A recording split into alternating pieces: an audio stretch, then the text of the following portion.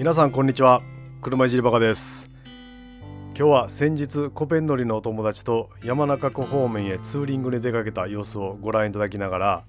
私が軽オープンカーの素晴らしさを語るという動画をお届けします。もしかすると私がダラダラと語るよりも気持ちよさそうなドライブ動画を見ていただく方がよっぽど説得力があるかもしれませんが、今日の動画は題して軽オープン2台持ちが語る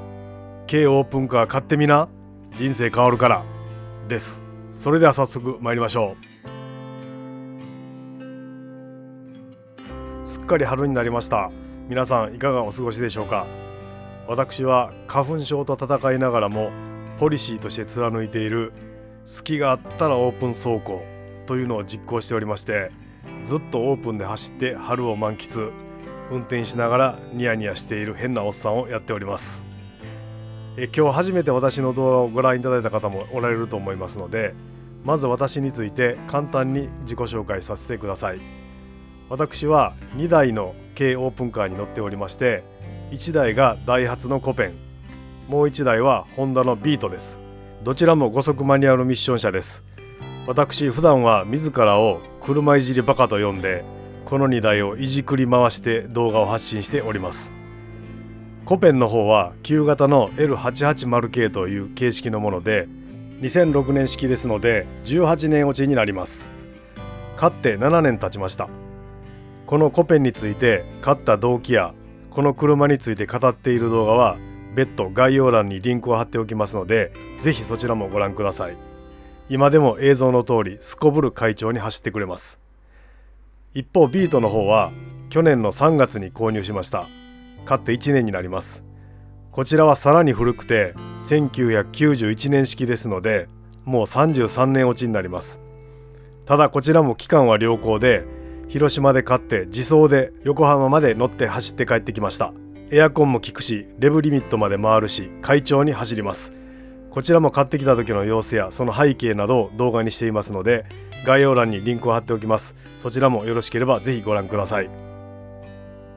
さて、私は50歳の時にコペンを買って、それから軽オープンにドハマりしてしまいまして、まさにオープンカーで人生が変わったと思っています。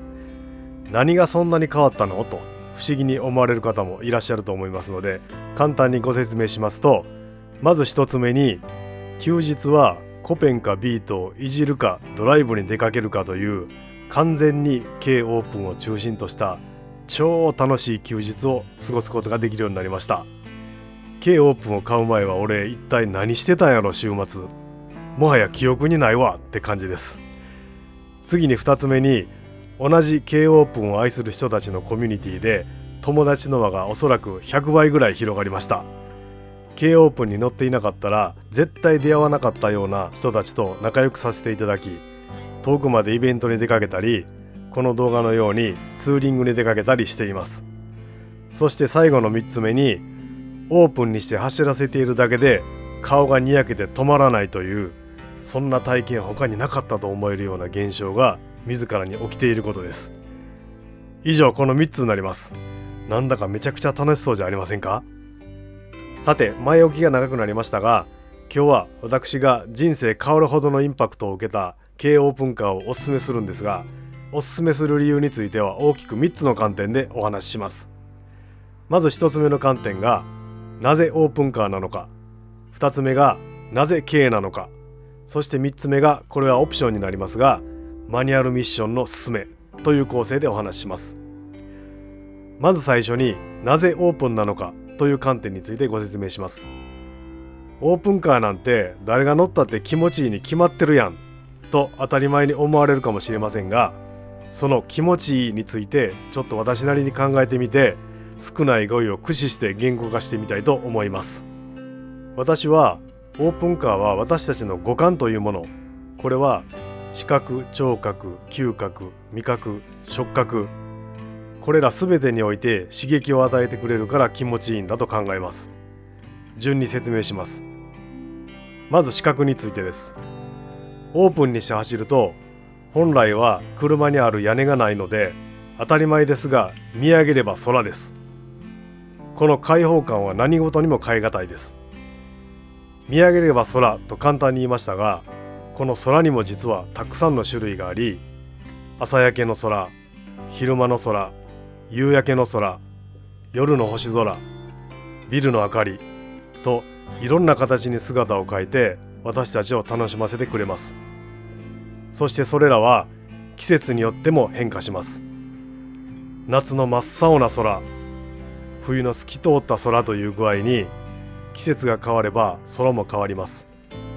また秋に山を走れば色づいた紅葉が見れますし、春は満開の桜もあえて窓ガラスから向こうを覗き込まなくてもオープンにして走っているだけで自然と視野に入ってきます。自然と一体となれる素晴らしい体験だと思います。次に聴覚です。オープンにして走るとその地その地の音が自然と耳に入ってきます。風の音、鳥のさえずり、波の音、川の流れ、木々が揺れ葉が擦れる音、カーステなんていらないですね。もうこれらを耳と体で受け止めるだけでものすごいヒーリング効果があります。さらに私のような車好き人間にとってはエンジン音やエキゾーストの音が窓も屋根もないためにダイレクトに耳に入ってくることが最高に楽しいです。アクセルを踏み込めばそれにこうしてエンジンがうなり、そして後方からは軽快なマフラーの排気音が耳と心を揺さぶってくれます。オープンカー最高って叫ぶ瞬間です。そして嗅覚です。季節が変われば山も海も街も匂いが変わります。花の甘い香り、新緑の青臭い香り、野焼きの煙の匂い、パン工場の香ばしいパンを焼く匂い、行く先々でいろんな匂いを楽しみながら走ることができます。さらに味覚です。オープンカーを買うとついつい遠出したくなってしまうので、私の行動範囲は飛躍的に広がりました。その行く先々で季節の味覚や地元の名物などをいただき、お土産を買い味覚を楽しませてもらっています。五感の最後は触覚です。オープンで走ると頬や首筋、腕や足にまでもその地その地の季節の風が当たります。私はよくフロントガラスの上に手を出して手のひらで風を感じます。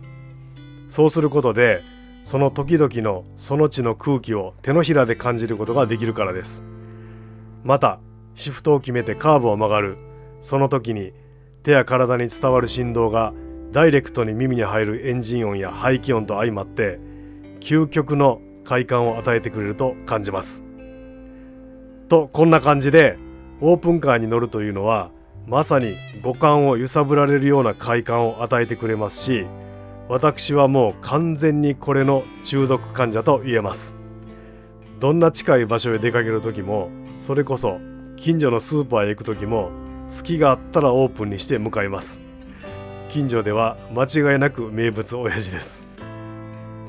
はい、オープンカーの魅力はうまく伝わりましたでしょうか。次に私が軽オープンカーについておすすめするその軽であることのメリット、なぜ軽なのという部分についてご説明します。ここではいわゆる一般的に言われる軽自動車の経済性、低燃費、維持費の安さ、狭い日本での利便性などはあえて説明しません。これら以外の観点で私が軽をおすすめする理由を述べたいと思います。大きく3つあります。まず1つ目は思いっきり踏んで速く走っている気分になれるということです。私は車を運転するときスポーツ走行的な気分を味わいたいといつも思っています。ここでいうスポーツ走行とは胸がすく加速とかカーブをうまくスピードに乗ったまま曲がるとか、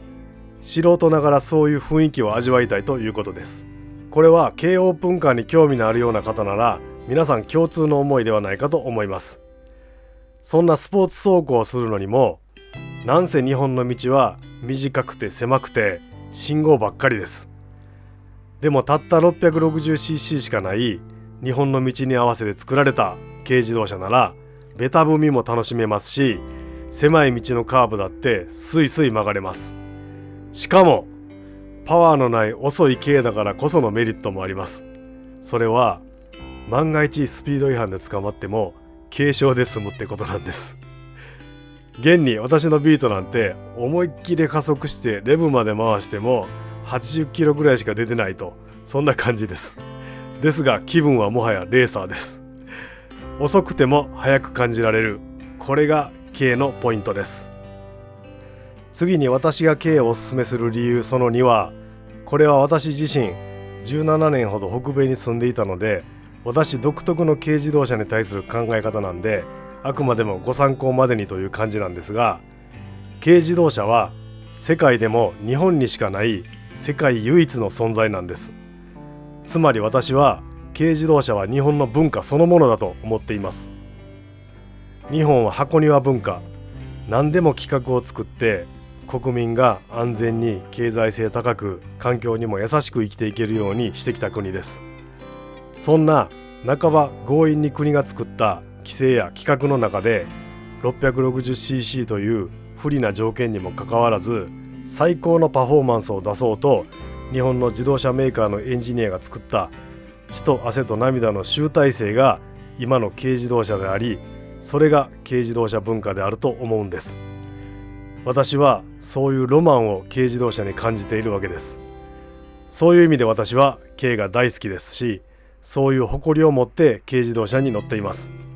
もちろん外人のお友達にも自慢しまくっています。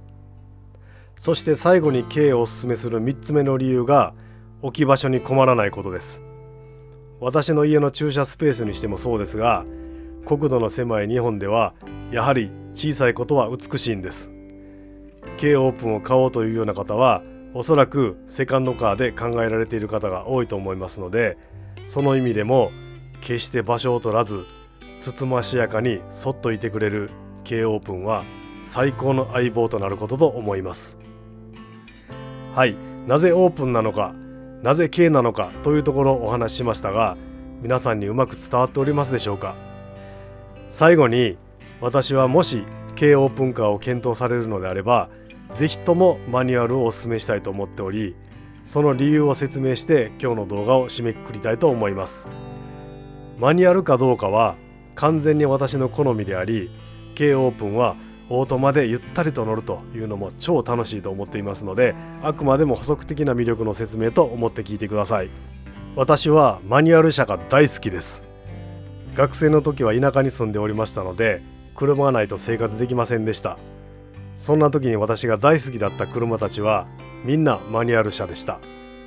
ではなぜ私はマニュアルが好きなのか、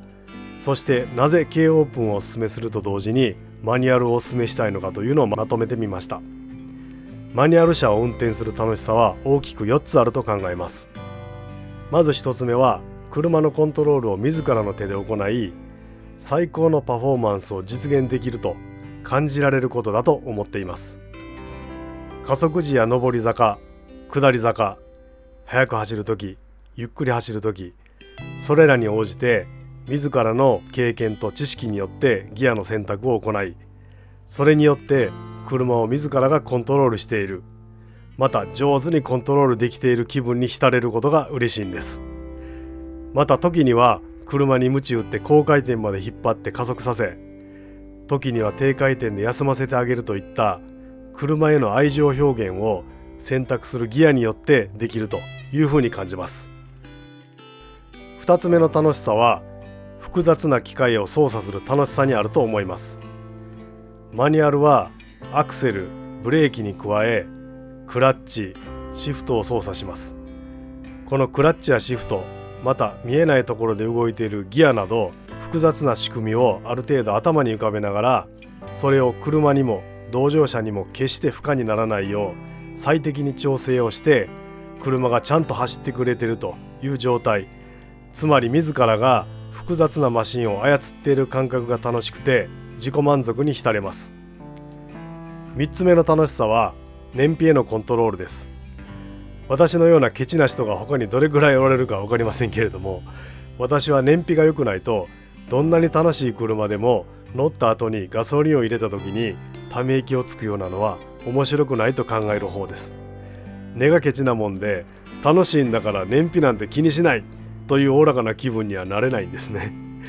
その点マニュアル車はギアの選択一つで燃費を良くも悪くもできるし、たとえ燃費が悪くてもそれを車のせいにするんじゃなくて自分のせいにできるという感覚がより車を所有する満足度を高めてくれていると考えます。そして私がマニュアル車を楽しいと感じる理由、最後の4つ目です。それはアナログな感覚を味わえるということです。今や CVT 全盛時代、